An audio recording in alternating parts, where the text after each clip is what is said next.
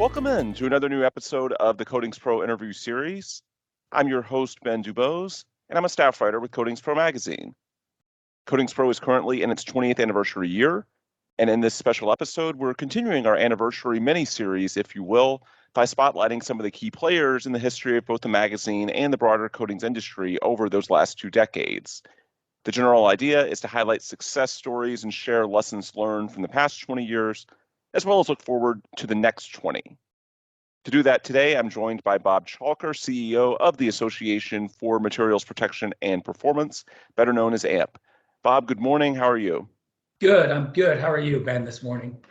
Doing well. And I think a good place to start, Bob, a lot of our audience may know you already, but give us your timetable as far as joining NACE International as CEO and, of course, the merger in 2021 between NACE and SSPC to form AMP.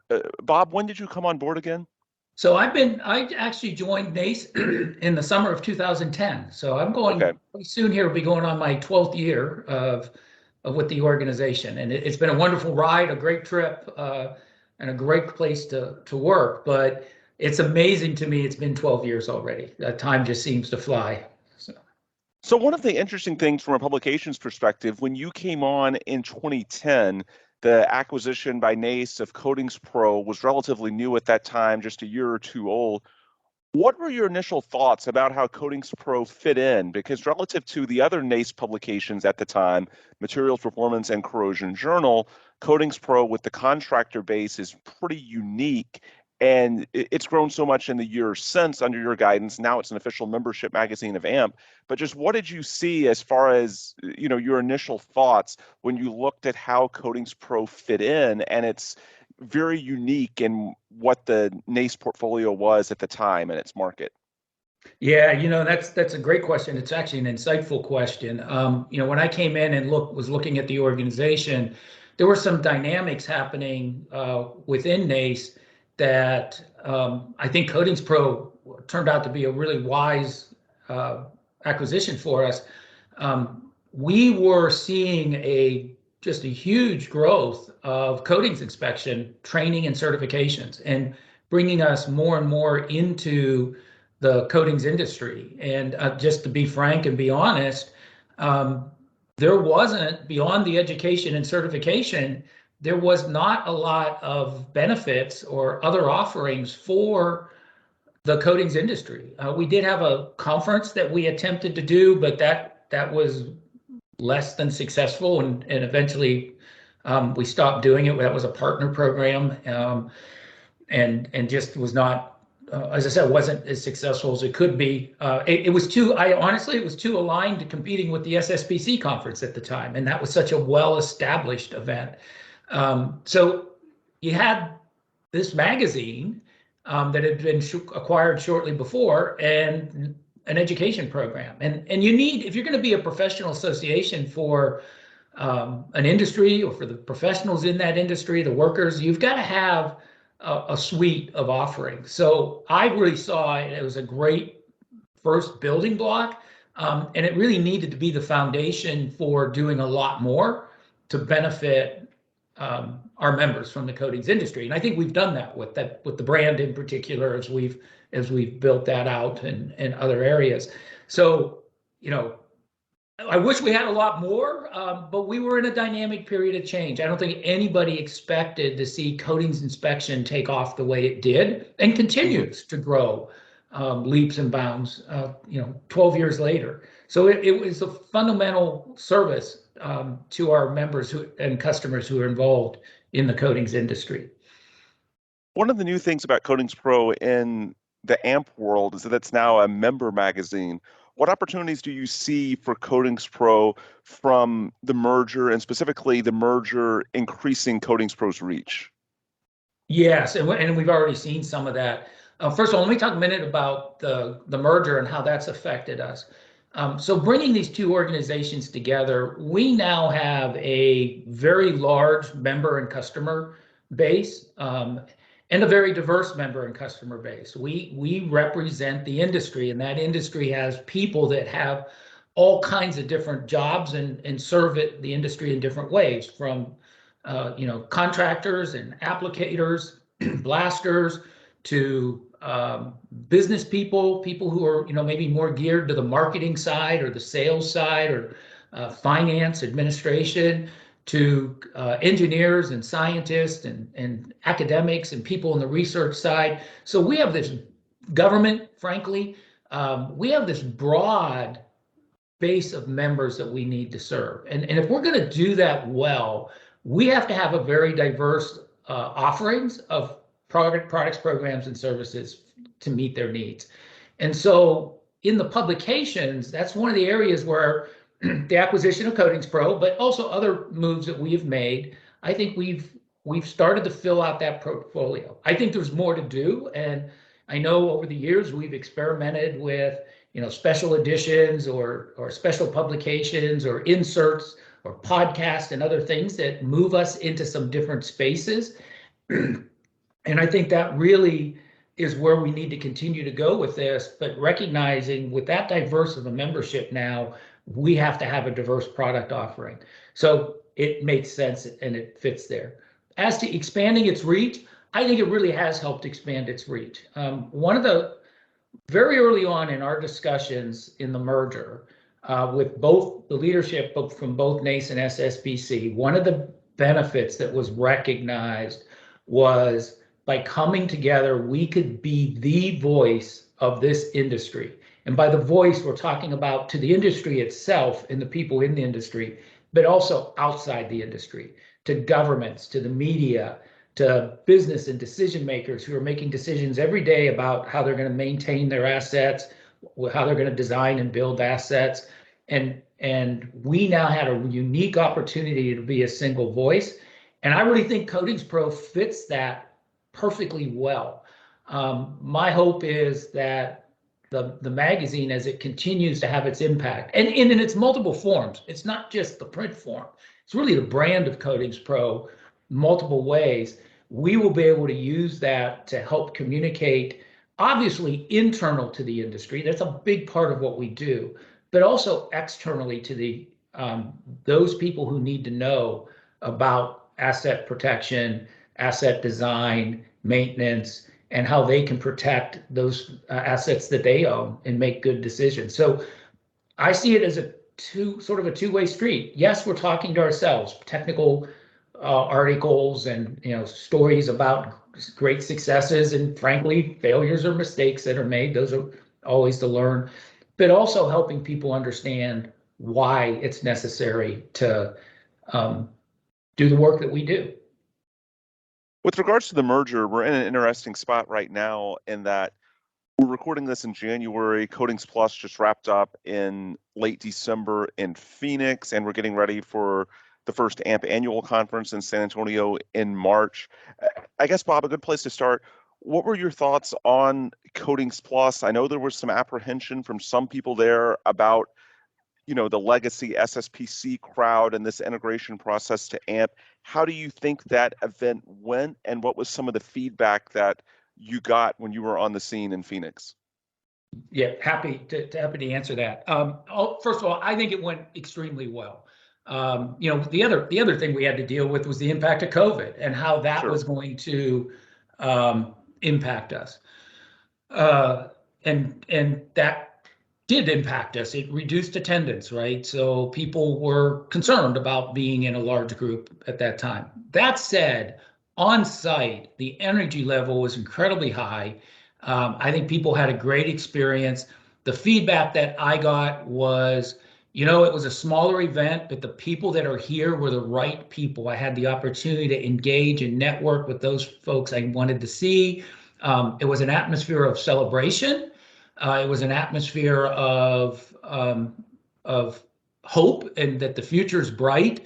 One of the things I did is I talked to a lot of companies or representatives of companies about what they're seeing over the next couple of years. Are they optimistic? Are they pessimistic about the industry?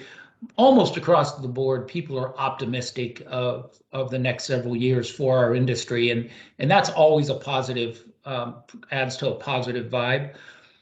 There was a tremendous amount of work that I think ended up getting done to help mold this to one organization. Some of that work was formal in the sense of committee meetings and other activities that, to make decisions and to do planning and to put processes in place or to decide how we're going to complete this integration.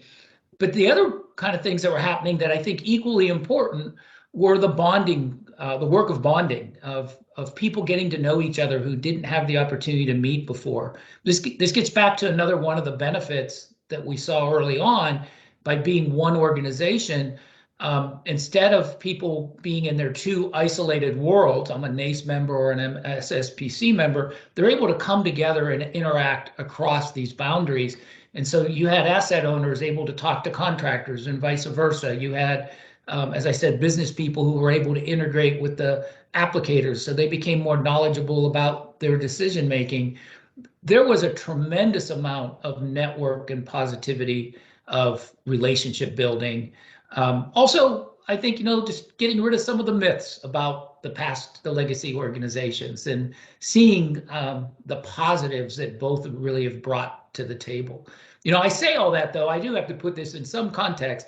That's my opinion. Mine doesn't matter as much as those people who were in attendance and the people who are listening to this call or this podcast, what they thought if they were there. I think it was positive, but I recognize, I'm sure there was some things that probably didn't go as well as they could have. And I expect there was some sadness, because we are going to see a dramatic change in how we move forward.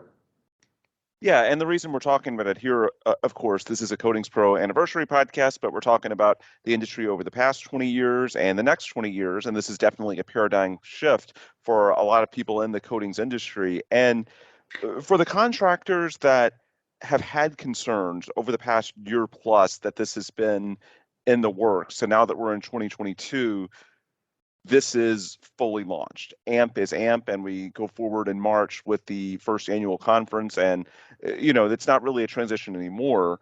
AMP is what it is at this point. But I'm sure you've heard the last 2 years, as this process has been getting closer to the conclusion, a certain degree of people, especially within the contractor community, that are hesitant to fully buy in because they're not sure if they'll be represented to the extent that they were before. How do you convince them when those people relay their concerns to you? How do you convince them that this is in their best interest and that AMP is going to properly represent the contractor community? Great. Another great question. And thanks for not pulling any punches. But so, it's, I can't convince anybody of anything. Only the experience that they have can convince them. What I can ask them to do is to have an open mind. Now, there's some things I can share. I think, first of all, it's really, really important to recognize what I said a few minutes ago about the legacy NACE organization having a significant coatings activity and influence. There's some data that I saw. It's a couple years old, but it would still be accurate at the time of the merger, where as much as 70% of our membership worked in the coatings industry. We had education. We have events and conferences that were geared around coatings. We have coating standards. We have, obviously, with Coatings Pro and other publications. Coatings was a big part of both organizations. Obviously, 100% of coatings of SSPC, but it was a big part of NACE as well.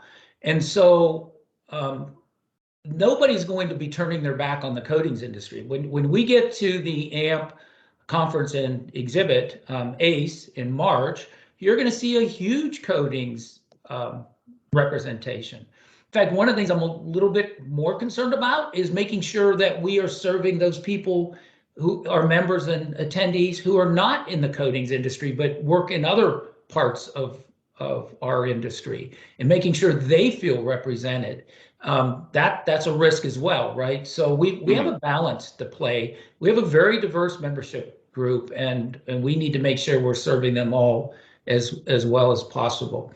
I think the other thing that I would ask is, and I said this during one of the town halls, one of the things we did at Coatings Plus is we did a lot of listening and also a lot of communicating. But we did town halls where I sat and met with members, allowed them to ask their questions, air their grievances, did my best to answer them, took a lot of notes. and input. But we also had a lot of other, I'll call them listening post sessions where we brought members in and attendees and allowed with them to share with us what it is they want from AMP going forward in the future. What are they excited about? What are they concerned about? What don't they like so far? What aren't they happy with? So that we can make the adjustments that we need to make. We really do want to hear from the members, and that's how we're going to get better. And I think we demonstrated that at Coatings Plus. We'll be doing it again at the AMP conference, and we'll not just through conferences. I've started to travel, visiting members in their areas and locales and small groups. We've got other member leaders who are doing that. This is the members organization, and my challenge would be, if you've got a concern, let us know. You can send me an email. My email address is public. It's robert.chalker@amp.org, and let us know. We want to hear. We want to hear the good and the difficult things, or the I call it constructive criticism. But this is the members organization, and they can make it what they want it to be. But we're not going to get better if we're not communicating. And so rather than air grievance with coworkers or, other members, let us know what you're thinking, and we'll do our best to do something with it. So let's shift gears from talking about just the merger to talking about what's going on in the field as well, because I know a lot of what happened at Coatings Plus and a lot of what will happen at the AMP annual conference in March is going to be based on shared experiences from what's going on at the job sites for a lot of these contractors and a lot of people in the coatings industry. What type of feedback have you gotten or perhaps heard from them at some of these sessions about what's going on out in the field as far as any industry trends, new technologies, things that they need? As we head into 2022, what is sort of the pain points for them, and what are some of the solutions that they're looking for in the years ahead? So I think one of the pain points we're all dealing with is this ongoing COVID crisis and the impact that it's having on our workforces, on our companies, our businesses, our customers, the uncertainty and the unknowing of, frankly, am I going to be able to work on the project that day? Am I going to have enough workers? Is the facility that I'm working at going to be open, or will it be shut down because of COVID? That's one. The other one is the supply chain issue. What was one of the things I heard over and over at Coatings Plus, as challenging as COVID is, most people could see a way through addressing that. It somewhat was within our control, right? If I need more employees, or I need to change a pattern of work, or I got to reassign because a job site's not open, I can control that. But the supply chain issue, not being able to get the materials that they need to do their work and not being able to do anything about it, that seemed to have a higher level of frustration. Both are equally negatively impacting us, but the frustration level seemed to be with the supply chain issue. And that was throughout. It didn't matter if you were talking to a contractor or you were talking to a paint manufacturer, an asset owner. That issue ran throughout the industry. I think, so those are those immediate things that are facing us today. But there are some things that I think are longer term. Some are positive, and some are going to change the way we work. Obviously, in the U.S., our country is going to be making a major investment in infrastructure over the next several years, and that should have a very positive impact to our industry. I think that's where some of the optimism is coming from that I mentioned earlier, that we are going to see money being spent on maintenance and new assets and taking care and updating those that we already have. And so the big infrastructure investment is going to be a positive. I think the other impact is going to be as we see technology change. One of the things that I have been challenging people in our industry that I know personally is you really need to be looking at the work you're doing and understanding how technology is going to affect you, and then making adjustments or getting training or staying up with your skill sets so that your work and what you do will be relevant in the future. technology like drones and artificial intelligence and robots and all of these things that are coming at us are going to really significantly change the work that's done in our industry and how it's done. There's some real positives to that. Safety is going to become better. We'll be more effective and more efficient. But it's also a threat to our members if they're not staying up with their skill sets, because jobs are going to change. With every industrial revolution, and they are considering what's happening here in industrial revolution, with each of those, there is a major change in the work. New jobs are created and older jobs go away. The proverbial buggy whip manufacturer. If you're a buggy whip manufacturer, you're not going to have much work in the future. And so I think one of the things that all of our members need to be paying really close attention to is, how is technology going to change how they work, and what skill sets do they need to be able to move forward? One of the best books I've ever read is The World is Flat. And it's dated now. It's, I don't know, 15 years old. But the message is still, in fact, more timely today than it was even at that point. And the book is about, with real examples of how technology is changing our economy and how we work, and the role that each of us have, or the responsibility that each of us have to stay current and to stay, frankly, employed and meaningful in what we do. And that we're not exempt from that. Our members are going to have to deal with it. So you got these short-term, immediate crisis activities that are impacting us, but we can't let that take our eye off of the longer-term positives and changes that are coming to industry. And as we wind down, I want to discuss those areas that you just listed and sort of outline how Coatings Pro can potentially support those in the future, or support the resolution. Like, for example, when you mentioned the supply chain challenges, I think that Coatings Pro potentially has a role because of how it can connect these contractors with various vendors. We have a source book that goes out every summer, for example, in which really people in the industry can get a much more thorough understanding and sort of Rolodex, if you will, of what their options are that might help them to overcome some of these challenges in procuring materials, equipment, labor, whatever it may be. So with that sort of as an example, what do you see in the next 10 to 20 years that Coatings Pro can do to potentially support the industry and solve some of those challenges that you were just discussing?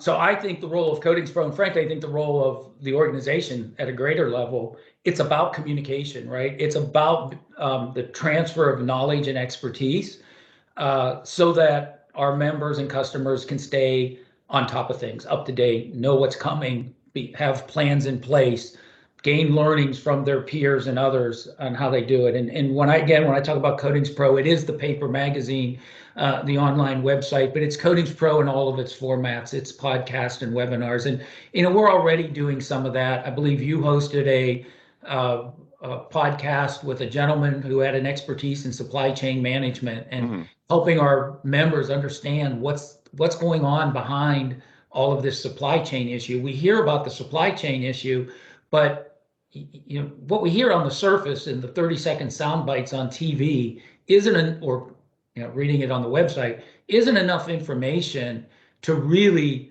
put a plan in place on how to deal with it. But Coatings Pro can play a role by providing that deeper, more knowledgeable expertise and helping our members tap into that wherever it's at.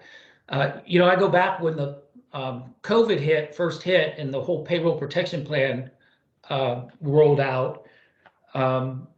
We did a webinar or a podcast, I believe, might have been a webinar, not sure which technology, on that. And we brought in an accountant, a financial person, and a lawyer as experts to talk about how do our members and the companies they work for tap into this resource.